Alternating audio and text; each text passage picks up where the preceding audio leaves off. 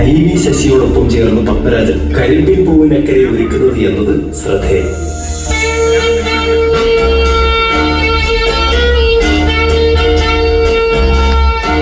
കാമുകനുമായി പ്രണയത്തിലാകുമ്പോഴും പ്രതിനായക കഥാപാത്രമായ രണ്ടാനച്ചലിൽ നിന്നും സോഫിയയ്ക്ക് നേരിടേണ്ടി വരുന്ന നിത്യമായ വൈകാരിക പ്രലോഭനങ്ങൾ സോഫിയയെ പോലെ തന്നെ പ്രേക്ഷകരെയും ഇന്നും അസ്വസ്ഥമാക്കുന്നുണ്ട്. നമുക്ക് ഗ്രാമങ്ങളിൽ ചെന്ന് രാപ്പാർക്കാം എന്ന നോവലിനെ അഭ്രപാടുകളിലേക്ക് പകർത്തിയപ്പോൾ പ്രണയത്തിന്റെ നിത്യസ്മാരകമായ ഒരു തിരക്കഥയാണ് മലയാളത്തിന് ലഭിച്ചത്.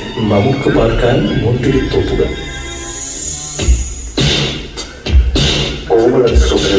കൊടിയേറുകയായി കോഴിത്തരിപ്പിന്റെ കോലാഹലം തുടങ്ങുകയായി. കടൽത്തിരയിലും മുല്ലമലകൾ പെയ്യുകയായി.